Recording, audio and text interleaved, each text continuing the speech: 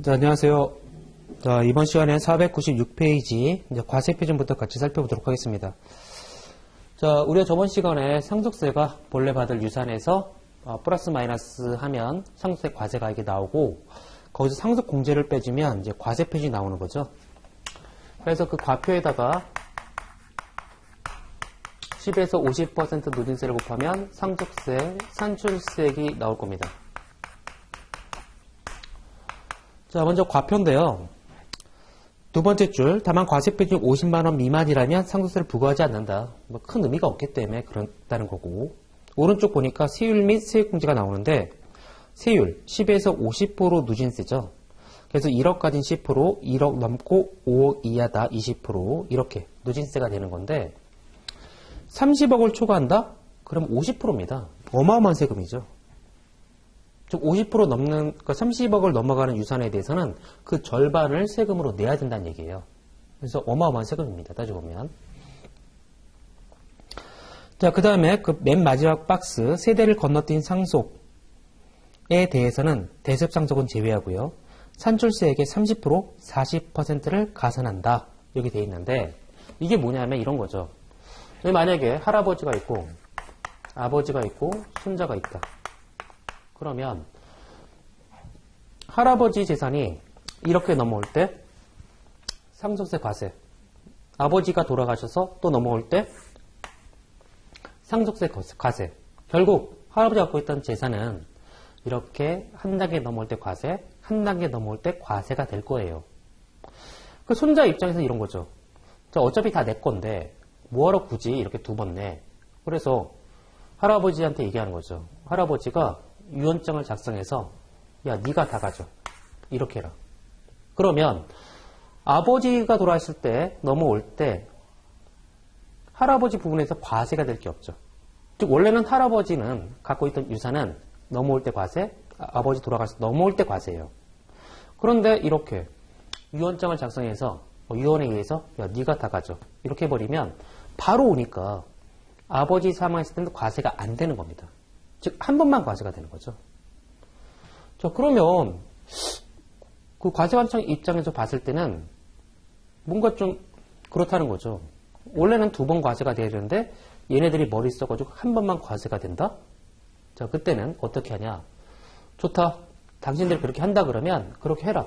그 대신, 이렇게 넘어올 때 과세가 된 산출세액이 있다면, 이 산출세액에 30%를 가산하겠다. 이걸 붙이겠다. 왜? 한 번 더 건네떴기 때문에. 상속세는 세대간 부의 무상 이전에 대해서 과세가 되는 건데 이렇게 두 번 건네떴다면 이때는 할증하겠다. 자, 그래서 거기 보니까 30%를 가산하고요. 맨 마지막 줄 상속재산가액이 20억을 초과하고 미성년자에게 세대를 건너뛴 상속의 경우에는 40%를 가산한다. 이렇게 돼 있죠. 자, 그리고 또 하나. 대습상속은 제외하겠다. 대습상속은 뭐냐면 이런 거죠. 자, 아버지가 미리 먼저 사망한 거죠. 할아버지가 돌아가시기 전에. 그래서 어쩔 수 없이 이렇게 왔다는 겁니다. 그때는 할증을 하면 안 되는 거죠. 어쩔 수 없는 경우였으니까. 자, 그 다음에 세액공제, 증여세액공제. 자, 이게 뭐예요? 아까 증여재산 가산액이라고 있었죠? 상속기 실전 10년 내, 5년 내 사망했던 거 합산했었죠? 10년 내, 5년 내 사전 증여한 게 있다면 다시 갖다 붙여. 그랬습니다. 그랬을 때 이미 냈던 증여세는 어떻게 할 거냐? 여기서 빼줄게. 그게 증여세 공제라는 거죠.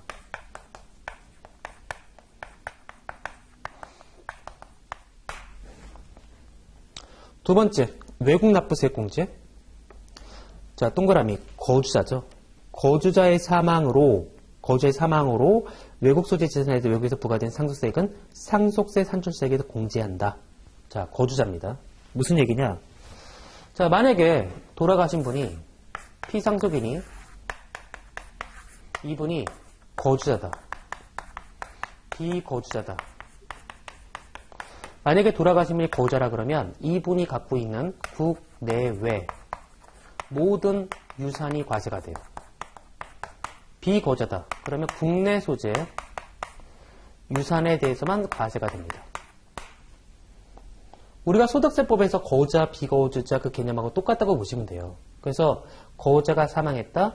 그럼 이분이 갖고 있던 국내외 모든 유산이 과세가 된다. 그러면 이 외국에 있는 유산에 대해서 외국에서 과세를 할 수가 있죠. 그럼 외국에서 냈는데 국내에서도 또 과세? 이중과세다. 그래서 외국에서 납부한 상속세가 있다면 우리가 빼줄게. 기납부 세금으로. 그게 외국 납부 세액공제였다는 거죠. 조심해야 될 건, 자, 동그라미 첫 번째, 거주자였다는 거, 거주자. 만약에 문제에서 비거주자의 사망으로 어쩌고저쩌고 외국 납부 세액공제? 무조건 틀린 말. 맞죠?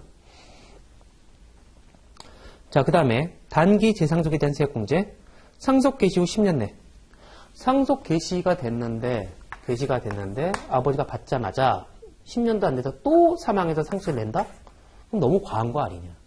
자, 따라서 10년 내에 다시 사망이 일어났다 그러면 단기 재상속에 대해서 해당하는 부분에 대해서 세액공제를 줍니다.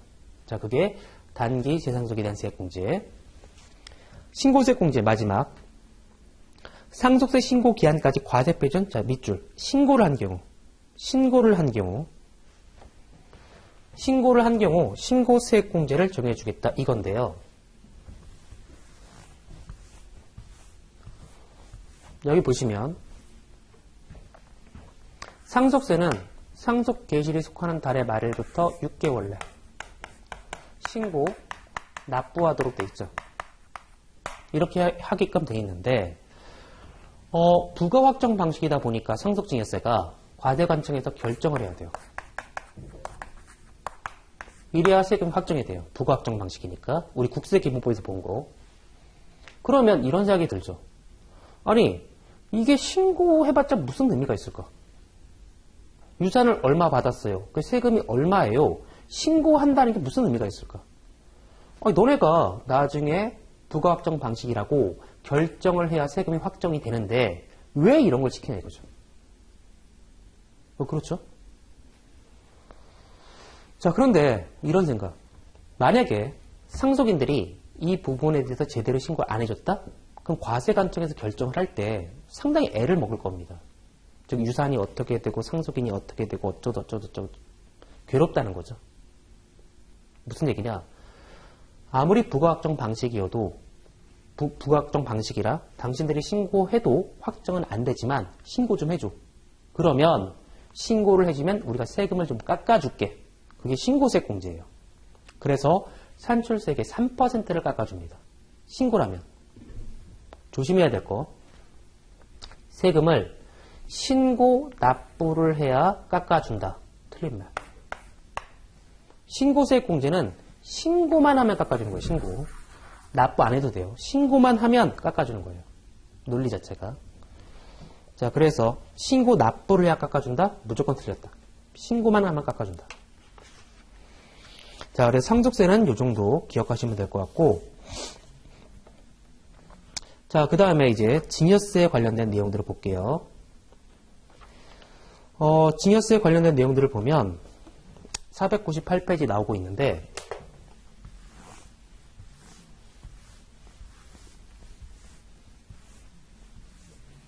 일단 증여세는 이렇게 보죠.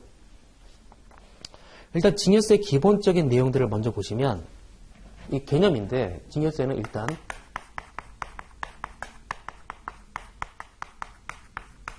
유산취득세예요. 상속세가 유산세인데 비해서 증여세는 유산취득세, 즉 받은 사람 기준으로 과세한다. 자, 두 번째, 증여세는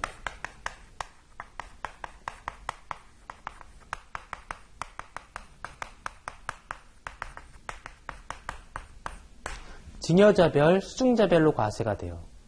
그게 무슨 얘기냐? 할아버지가 있고 아버지가 있고 손자 A와 손자 B가 있다.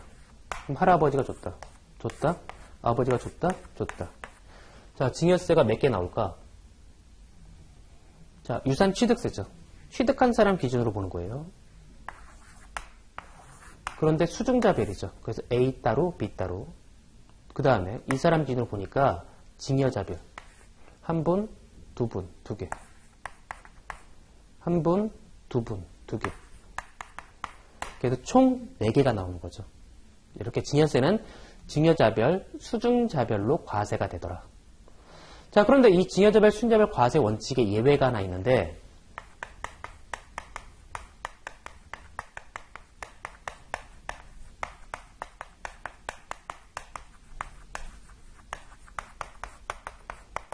직계 존속의 배우자는 동일인이에요. 즉 어머니가 있다.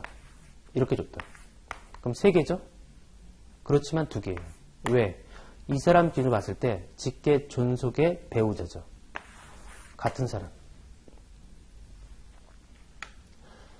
자, 그래서 이런 경우 A가 있는데 자, 이 사람이 돈이 2억이 필요하다. 그러면 이 사람이 돈이 2억이 필요하다. 그랬을 때 할아버지가 2억을 한꺼번에 받는다. 바람직하지 않죠. 아버지가 있다면 1억, 1억 이렇게 받는 게 더 나을 거예요. 왜? 한꺼번에 2억을 받으면 10에서 50% 누진세 부족화일 때 높은 세율로 간다는 거죠. 그래서 수중자별이니까 증여자별이니까 이 사람도 증여자별이니까 2개, 과표가 2개 1억, 1억, 그럼 10%, 10% 이렇게. 그래서 여러 명한테 받는 게 유리하다. 왜? 이렇게 과세가 되니까. 그런데 어머니가 있어서 어머니한테 이렇게 받는다? 이건 절세 전략과 아무 상관이 없죠. 왜? 한 사람이 준 거니까.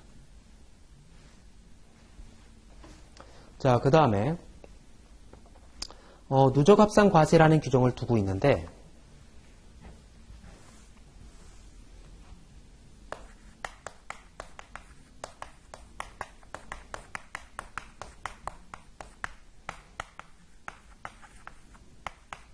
동일인에게 10년 내 1천만 원 이상의 증여가 있다면 합산해서 과세해라. 무슨 얘기냐면 자, 이때 2억을 줬다. 그러면 증여세, 상속세 세율은 똑같은데 1억까지는 10%, 5억까지는 20%, 10억까지는 30% 이렇게 세율이 올라간다. 그럼 2억을 줬으니까 1억까지는 10%, 여기 2억이니까 요 구간은 20%. 그렇죠? 자, 그래서 1억에 대해서는 1천만 원, 1억에 대해서는 20%니까 2천만 원. 그래서 3천만 원이 과세가 되죠. 그럼 이렇게 주지 말고 1억 주고 며칠 있다가 또 1억을 주고 그러면 1억까지는 10%, 1억까지 10%. 그럼 2천밖에 안 되죠. 한꺼번에 주면 3천만 원이 과세가 되는데 따로따로 주면 2천만 원밖에 과세가 안 돼요. 그럼 다 이렇게 하겠죠. 자, 따라 세법은 이때 주고 줬다? 그럼 이때부터 10년을 봐요. 그 10년 내 같은 사람이 준 게 있어? 그럼 합산해서 과세해. 이거 갖다 붙여. 그럼 2억이야. 그러니까 3천이야. 근데 나는 옛날에 1천만 원 냈는데? 그럼 빼줄게. 그래서 2천이야. 결국 이때 1천만 원 내고 이때 2천만 원 내고 똑같다는 거죠. 즉 10년 내 증여가 일어난다면 자, 저런 식으로 과세를 하겠다. 뭐 이렇게 돼 있다는 거죠. 자, 요러한 틀을 갖고서 보시면 될 것 같아요. 자, 거기 보니까 498페이지 납세 의무자. 증여세의 납세 의무자는 재산을 증여받은 자, 즉 수증자다. 그렇죠. 증여세는 유산 취득세니까 증여세 납세 의무자는 수증자입니다. 그래서 여기 증여자가 있고 여기 수증자가 있다. 이 사람 기준으로 과세가 되는 거죠. 그래서 얘가 거주자다. 얘가 비거주자다. 그래서 얘가 수증자가 거주자라 그러면 그 내외에서 받은 모든 재산에 대해서 증여세가 과세가 되고 얘가 비고자라 그러면 국내 소지하는 국내 원천 재산에 대해서만 과세가 되겠죠. 자, 그런 얘기. 증여세 납세의무자는 재산을 증여받은 수증자이다. 수증자가 거주한 경우 증여로 취득하는 재산의 소재가 국내외 불문하고 과세가 되고 수증자가 비거자라면 국내에 있는 수증재산에 대해서 납세할 의무를 진다. 자, 그리고 두 줄 내려오면 아래의 경우로서 수증자가 증여세를 납세할 능력이 없고 강제 징수를 하여도 증여세에 대해서 조세 채권을 확보하기 곤란하다면 그에 상당하는 증여세를 면제한다. 해가지고 동그라미 1, 2, 3, 4번이 있는데 그 예외적인 거죠. 자, 이러한 경우에는 받은 애 얘가 세금을 안 내고 있는데 얘한테 납세할 능력이 없고 강제 집행에도 도저히 거둘 수가 없다? 이렇다면 이거는 뭐 면제를 한다. 뭐 이런 식으로 돼 있다는 거죠. 이제 네 가지죠. 그래서 객관시험이 나기 좋은데 가만히 생각해보면 그런 거예요. 자, 채무 면제 등에 따른 증여. 자, 얘한테 세금 뭔가 채무가 있는데 얘가 면제해줬다. 그러면 뭔가 증여를 받은 거죠. 그럼 얘가 재산이 없다. 면제가 됐을 뿐이지 얘가 재산이 없는 거죠. 그럼 얘한테 뭐 어떻게 거둘 방법이 없다는 거죠. 그랬을 때는 뭐 증여세를 면제해주겠다. 얘가 부동산을 무상으로 쓰고 있다. 그러면 원래는 얘 부동산을 얘가 공짜로 쓰고 있으면 얘가 일정한 금액만큼을 얘한테 증여한 거예요. 즉 부동산을 무상으로 사용할 수 있는 그 권리를 얘한테 증여한 거나 마찬가지죠. 그래서 발견해서 얘한테 과세를 하는데 얘가 뭐 아무것도 없다. 그럼 과세할 수가 없다는 거죠. 이런 느낌입니다. 자, 그래서 그 앞머리 따가지고 요거는 한번 살짝 기억해 볼 필요가 있어요. 자, 그 다음에 496페이지 증여세 과세 대상. 증여세는 타인의 증여에 의해서 취득하는 모든 재산을 증여세 과세 대상으로 합니다. 따라서 민법상 증여 외에도 증여 의제 재산이나 추정 재산도 증여세 과세 대상에 포함된다. 이게 무슨 얘기냐면 증여는 이런 거예요. 자, 여기 증여자가 있고 수증자가 있다. 그래서 내가 너한테 이걸 줄게. 뭐 주식 같은 거. 너 공짜로 받을래? 나 받을게. 그러면 증여예요.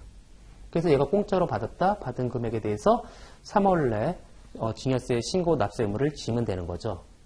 이게 증여죠. 자, 그런데 이러면 어떻게 돼요? 자, 아버지가 이렇게 주식회사를 갖고 있다. 주식회사를 아버지가 갖고 있는데 아버지가 이 법인에 주식을 주려니 증여세가 커요. 그래서 어떻게 했냐면 아들이 조그만 주식회사를 하나 만들어요. 그래서 얘가 100% 지분을 다 갖고 있죠. 조그만 회사를 하나 만든다.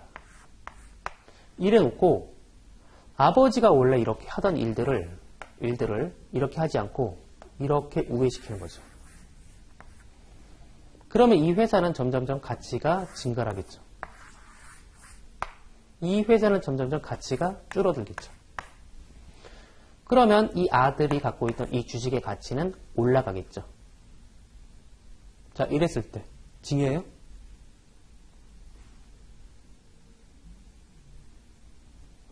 증여는 내가 이걸 줄게. 너 받을래? 나 가질게. 이게 증여예요. 이 경우에 아버지가 아들한테 야, 내가 너 줄게. 했어요? 그렇지 않다는 거죠. 자, 이랬을 때 근데 누가 봐도 뭔가 증여 같아요. 느낌에. 이랬을 때 어떡하냐 이거죠. 자, 그래서 세법은 민법에 비해서 증여의 개념을 보다 폭넓게 인정해주고 있어요. 그래서 세법은 여기에 증여 의제라는 게 있고요. 증여 추정 규정을 두고 있어요. 우리가 볼 때 이런 건 증여야. 우리가 볼 땐 이건 증여로 의심이 돼. 하고 이런 규정을 두고 있어요. 그래서 세법이 민법에 비해서 증여의 개념을 보다 폭넓게 인정해주고 있다. 자, 그 정도 기억하죠. 그래서 증여세는 완전 포괄주의를 원칙으로 한다. 자, 500페이지. 과세가액. 증여세 과세가액은 증여재산가액의 동일인으로부터 거의 박스, 가로, 증여자가 직계존속의 경우 그 배우자가 포함되고 10년 내 받은 1천만 원 이상의 증여세가를 포함한 금액에서 증여세 담보된 채무를 뺀 금액으로 한다. 뭐 당연한 거죠. 그래서 뭐 재산을 받았는데 거기 담보된 채무가 있으면 뺀 금액이 당연히 증여재산가액이 될 거고, 그 다음에 누적합산과세, 10년 내 1천만 원의 증여가 있으면 합산해서 과세한다. 자, 또 하나, 증여자가 직계존속이라 그러면 그 직계존속의 배우자는 같은 사람으로 보고 증여재산가액을 파악해야 된다. 즉, 증여자별 순서별로 과세가 되지만 직계존속의 배우자는 같은 사람이라 그랬습니다. 자, 그런 이야기들을 한꺼번에 묶어놓고 있죠. 자, 밑에 과세표준. 자, 과세표준 50만 원 미할 때는 증여세를 부과하지 않는다. 뭐 이것도 아까 상속세하고 똑같고요. 밑에 세율, 상속세가 똑같고, 오른쪽 신고와 납부가 나와 있는데, 자, 신고 납부 보면, 자, 상속세는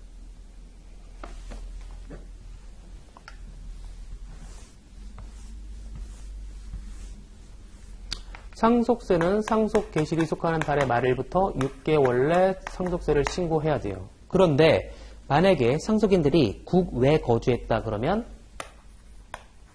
9월 내 납부하도록 돼 있어요. 자, 증여세. 증여세는 증여를 받았다. 그럼 증여 받은 날이 속하는 달의 말일부터 3달 내 신고 납부하도록 돼 있어요. 그러면 수증자가 국외에 있다. 그럼 국외에 있으니까 뭐 6개월이다. 이런 건 없어요. 상속세만 이게 있어요. 이게. 상속세만. 자, 그거 조심하시고. 자, 그 다음에 상속세 및 증여세를 법정 신고기한 내 신고한 경우, 자, 동그라미 신고한 경우 신고세 공제 3%를 해주겠다. 이거 아까 상속세에서 봤던 거죠. 신고 및 납부를 해야 깎아준다? 그게 아니에요. 신고만 하면 깎아주겠다.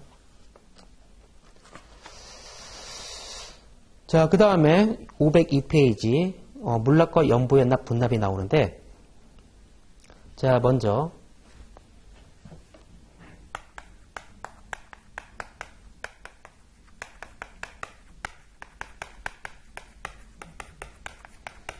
자, 보면 상속증여세는 거액의 세금이 과세가 돼요. 그래, 거액의 세금이 과세가 되니까 이걸 납부하려니 상당히 부담스럽다는 겁니다. 자, 그래서 납세 편의를 좀 제공해 줘야겠다 해서 나왔던 규정들이에요. 가만히 보면.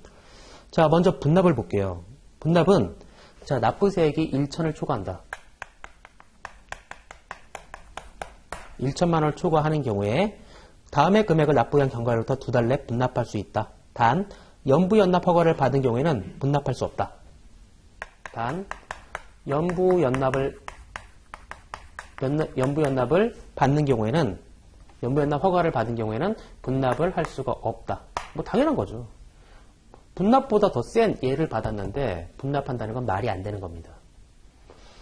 자, 분납은 1천만 원 초과할 때 이걸 할 수 있는 건데 뭐 이런 거죠. 만약에 납부할 세액이 1,500이다.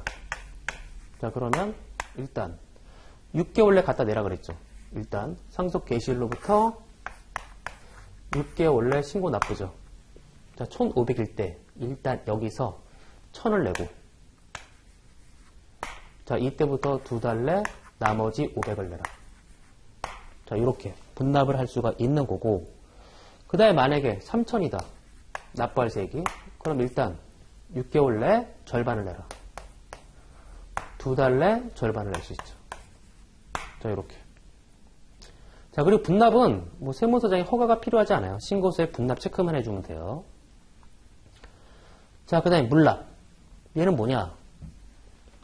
그 상속세나 증여세를 낼 때, 뭐 현금을 상속이나 뭐 증여받는 경우는 별로 없을 거예요. 거의 다 부동산이지. 자, 이랬을 때. 나는 도저히 현금이 없어서 그 부동산, 물건으로 내겠다. 그게 물납이라는 거죠. 자, 그래서 첫 번째 위에 보니까 상속세는 다음의 요건을 모두가 증여 허가를 받아서 물납할 수 있다. 좀 물건으로 내는 겁니다. 물건으로.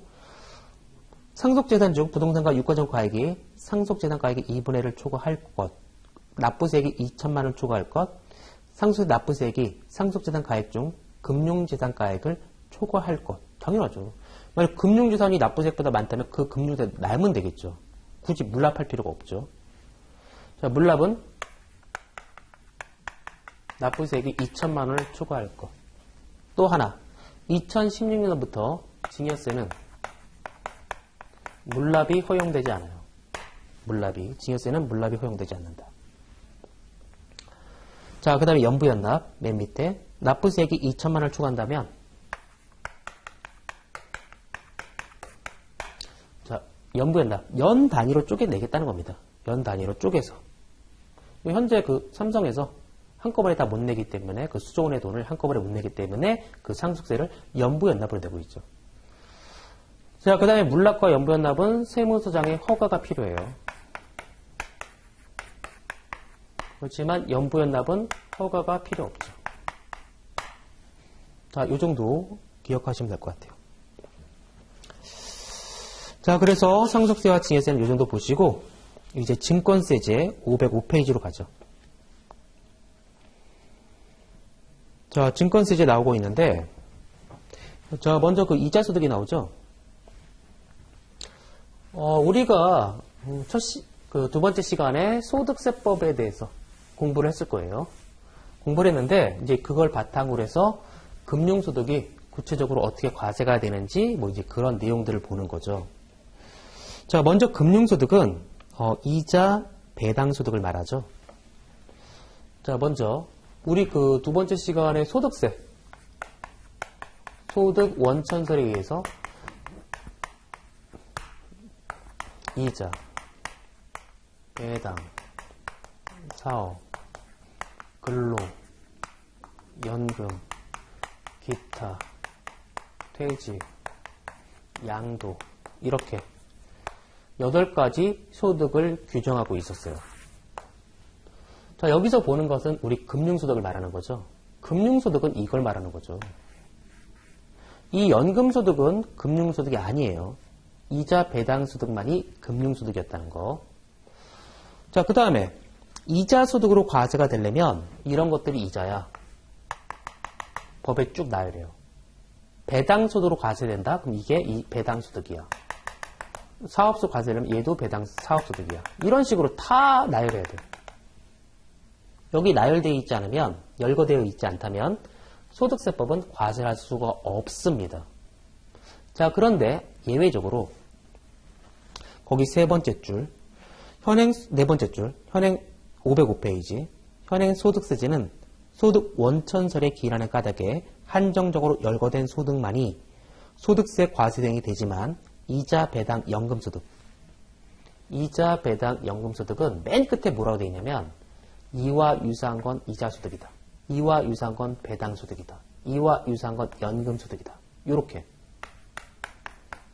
예외적으로 유형별 포괄주의를 채택하고 있어요. 일단 먼저 금융소득은 이자, 배당을 말하고요. 이 세 가지가 맨 끝에 이런 건 이자, 배당, 연금이야 하고 유형별 포괄주의를 채택하고 있다는 거. 왜 그러냐면 하도 산업급이 고도화되다 보니까 금융상품들이 수없이 변화하죠. 빠르게 나갑니다. 따라서 조세법이 미처 못 따라간다는 겁니다. 그래서 그런 것들을 막기 위해서 이렇게 어쩔 수 없이 유형별 포괄주의를 채택할 수 있었다는 거. 자, 그 다음에 506페이지 보시면 1번부터 13번까지가 있는데 이런 것들이 이자소득이라는 거죠. 가만히 보면 각종 채권, 증권, 예금의 이자와 할인액이에요. 이런 것들이 이자소득이다. 자, 우리가 여기서 조금 눈여겨볼 거. 첫 번째, 506페이지 밑에 환매조건부 채권, 증권의 범위인데 간단히 먼저 정확하게 얘기해보면 환매조건부 채권, 증권의 매매차익이에요. 거기 위에 동그라미 8번 환매조건부 채권, 증권의 매매차익. 이게 이자소득이라는 거죠. 이게 무슨 얘기냐면 원래 현재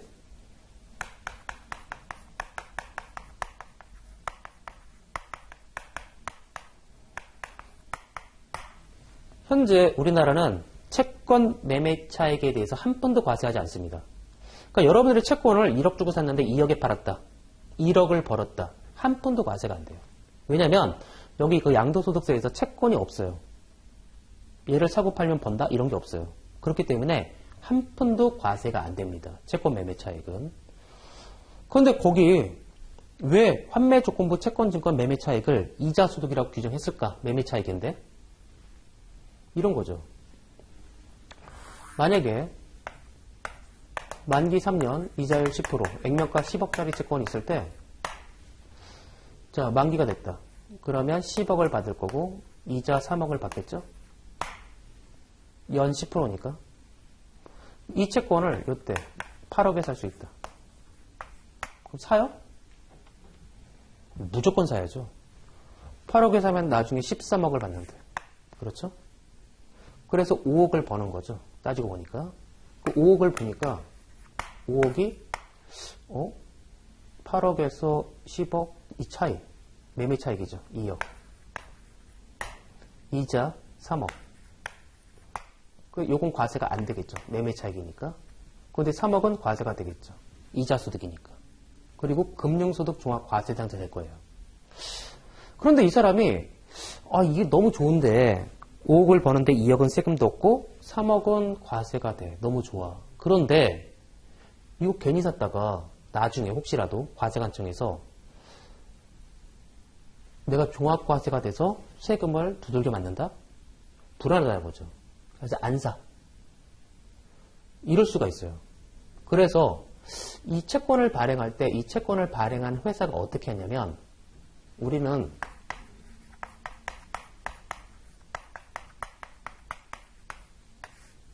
환매 조건부로 채권을 발행해 줄게. 그러니까 네가 채권을 갖고 있어? 이자 소득이 귀속시키는 이 만기일이에요. 이날이에요. 이 날 하루 전에 요때 우리가 이 채권을 12억 9천에 되사줄게. 그러니까 사. 그럼 얘는 이때 8억에 샀다가 만기 하루 직전에 12억 9천에 팔아버려요. 그럼 이 차익이 뭐예요? 이 차익이 채권 매매 차익이죠. 이 차익이. 그렇죠? 왜? 이자소득 귀속시키는 이날이니까. 이게 채권 매매 차익입니다. 채권 매매 차익은 과세하지 않는다 그랬어요. 이러면 이 채권과 관련돼서 금융소득 종합과세가 무의미해지는 거죠. 다 채권을 저렇게 발행해버릴 거니까. 다 도망갈 거니까. 따라서 세법은 뭐냐면 이렇게 환매 조건부로 채권을 발행해서 이 가액이 나왔다 그러면 사전 약정 이자율에 의해서 계산된 이자만큼은 그 채권 매매 차익 중에서 사전 약정 이자율로 계산된 이자만큼은 이자수로 귀속시키겠다는 거죠. 이자수익이라는 겁니다. 채권 매매 차익이지만 그 안에 사전 약정 이자율로 계산된 이자만큼은 이자소득으로 무조건 과세하겠다. 그래서 채권 매매 차익이지만 과세를 하는 거예요. 이자소득으로. 그게 뭐냐? 환매 조건부 채권 매매 차익. 자, 기억하시고요. 자, 두 번째, 저축성 보험의 보험 차익이죠.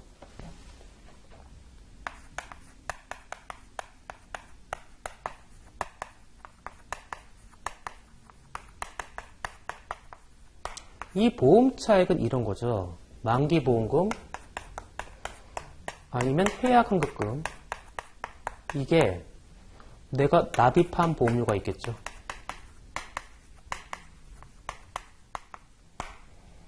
얘보다 납입했던 것보다 더 많이 받아서 플러스가 나왔다. 그게 보험 차익이죠.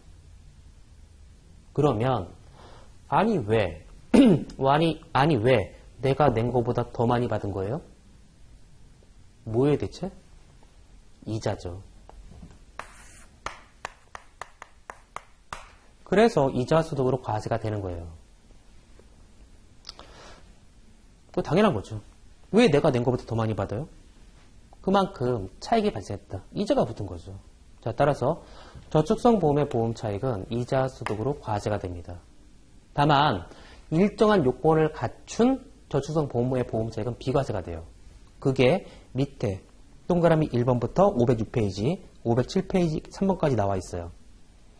계약기간 10년 미만 저축성 보험의 보험 차익인데, 그래서 계약기간 10년 이상인 저축성 보험의 보험 차익에 대해서 동그라미 1, 2, 3 이건 비과세다 이렇게 돼 있고요.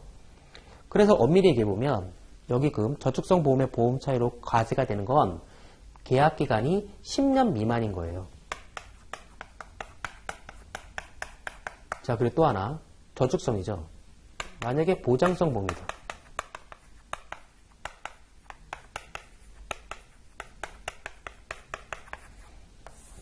자, 사고가 발생해서 내가 지금까지 100만원 냈는데 사고가 발생해서 1억을 받았다. 9,900만원 벌었다. 과세되냐? 안 돼요. 치료비가 얼마 될지도 모르는데 어떻게 과세를 합니까? 자, 따라서 저축성 보험이었다. 더 정확히 얘기하면 계약기간 10년 미만 저축성 보험의 보험 차익이 이자 소득으로 과세가 되더라. 자, 그 다음에 507페이지 위에 비영업대금의 이익. 자, 이건 뭐냐? 금전의 대여를 영업으로 하지 않는 자가, 자, 밑줄, 대여를 영업으로 하지 않는 자가 일시적 우발적으로 받는 거. 자, 만약에 러시안 캐시, 원캐시, OK 상호저축은행 걔네들이 돈 빌려주고 이자 받죠. 무슨 소득? 사업소득이에요. 사업소득. 대부업자들 돈 빌려주고 이자 받죠. 그게 업입니다. 그 사람들은 사업소득. 비영업대금의 이익은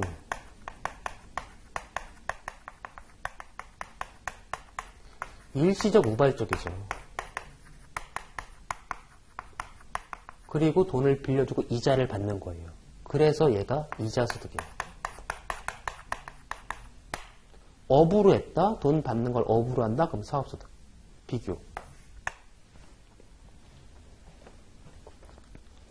자, 그래서 이자소득의 범위 그 정도 보시면 될 것 같고, 자, 그 다음에 밑에 507페이지 이자소득 금액 계산 보면